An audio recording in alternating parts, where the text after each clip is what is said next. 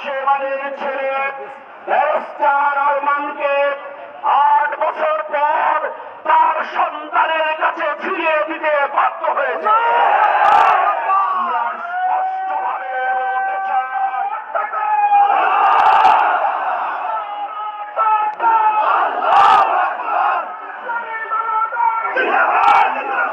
স্পষ্টভাবে বলে দিতে চাই, তোমাদের এই আয়না ঘরে আর কি আছে আমাদেরকে বের করে দাও।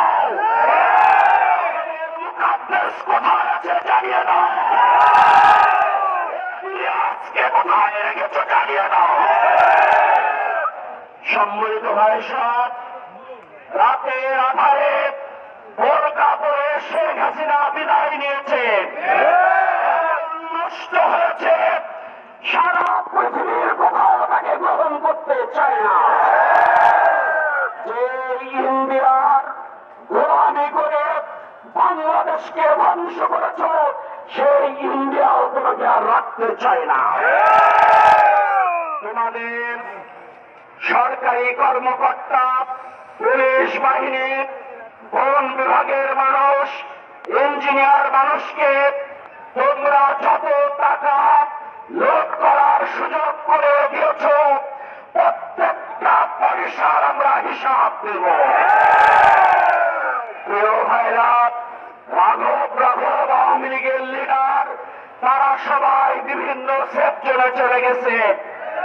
আর এখনো যারা সিঙ্গারা খাওয়া, চা খাওয়া আওয়ামী লীগের নেতৃবৃন্দ আছে, তাদেরকে বলে দিতে চাই, একদম মালিকের মতো সোজা হয়ে যাবে।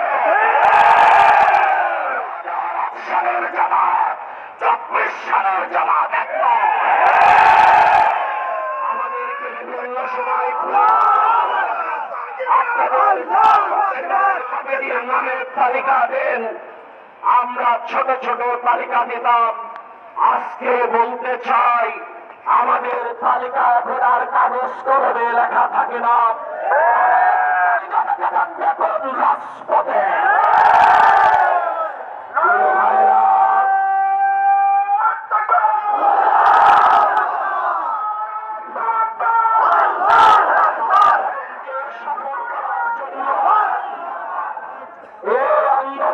সফল করার জন্য পানি খাওয়াতে খাওয়াতে মুক্ত শহীদ হয়েছে, বিবার সাথে সামনে গিয়ে সন্তান গুলিবিদ্ধ হয়ে শহীদ হয়েছে।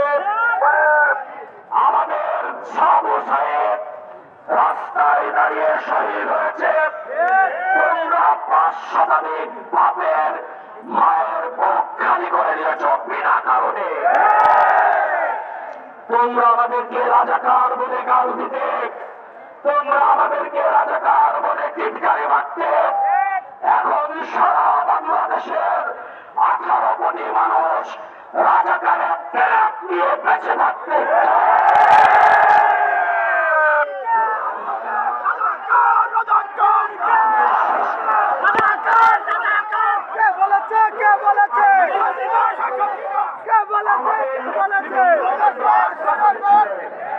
আমরা সেদিন কিছুই বলতে পারিনি। আমাদের অসংখ্য নেতৃবৃন্দ চোখ পেরিয়েছে, আমরা কিছুই বলতে পারিনি। কিন্তু যখন আমাদের ছোট ছোট সন্তানদের রাস্তার উপরে নির্বিচারে তোমরা হত্যা করেছ, তখন বাংলার মানুষের বসে থাকতে পারে। সম্মানিত ভাইয়েরা, বাংলাদেশ জামাত ইসলামী আবার বলে দিতে চাই, ডাকাতি করার জন্য জামাতের জন্ম হয় নাই, টেন্ডারবাজি করার জন্য জামাতের জন্ম হয় না, ধর্ষণ করার জন্য জামাতের জন্ম হয় না, মানুষের সম্পদ লুট করার জন্য জামাতের জন্ম হয় না। জামাত ইসলামী একটি আদর্শ নিয়ে এগিয়ে যেতে চাই। আপনাদের মাথায় রাখতে হবে, বাংলার প্রত্যেকটা ইঞ্চি জমি জামাত ইসলামের কাছে আমানত। বাংলাদেশের প্রত্যেকটা ব্যাংক বিমা জামাত ইসলামের কাছে আমানত। বাংলাদেশের 18 কোটি মানুষ জামাত ইসলামের কাছে আমানত। এদেশে যারা হিন্দু, বৌদ্ধ, খ্রিস্টান বসবাস করে, তারা আমাদের কাছে আমানত। স্পষ্টভাবে বলে দিতে চাই, সুবিধা মানুষ সুবিধাভোগীদেরকে স্পষ্ট বলে দিতে চাই, এই আমানত নিয়ে যদি নাটকবাড়ি করেন, এই আমানত নিয়ে যদি বাড়াবাড়ি করেন, তাহলে তার পরিণাম ভালো হবে না। আমরা জালিম শাহীর সরকারের পতন ঘটিয়েছি, আর একটি অশান্তিকর পরিবেশ দেশে রাখতে চাই না। আমরা শত সহস্র পিতামাতা কেঁদেছে, আর একজন পিতামাতাও কাঁদতে দিতে চাই না। আমাদের চাকরি আমরা খেয়েছে, আর একটা চাকরি আমরা খেতে দিতে চাই না। সুতরাং আপনারা সবাই দায়িত্বশীলের ভূমিকা রেখে সবাইকে সকল জায়গায় পাহারাদারের ভূমিকা রাখার উদাত্ত আহ্বান রেখে সকলকে সুশৃঙ্খল থাকার উদাত্ত আহ্বান রেখে আইন শৃঙ্খলা কোন অবনতি যেন কেউ না করতে পারে সেদিকে দৃষ্টি রেখে আপনারা চলবেন, এই নির্দেশ দিয়েই আমার বক্তব্য শেষ করলাম। ওমা তৌফিক ইল্লা বিল্লাহ।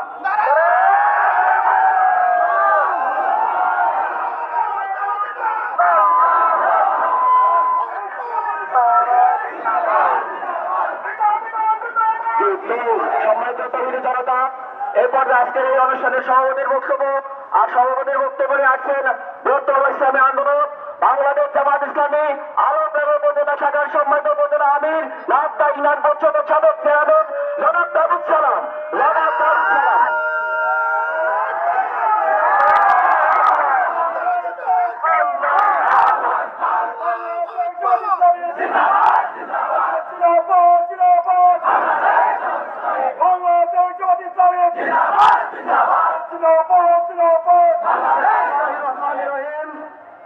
দক্ষিণ পূর্ব এশিয়ার সর্ববৃহত্তর ইসলামী আন্দোলন বাংলাদেশ জামাত ইসলামী আলমডাঙ্গা উপজেলা পৌর এবং যে শাখা কর্তৃক আয়োজিত আজকের এই আনন্দ মিছিলে সম্মানিত নেতৃবৃন্দ,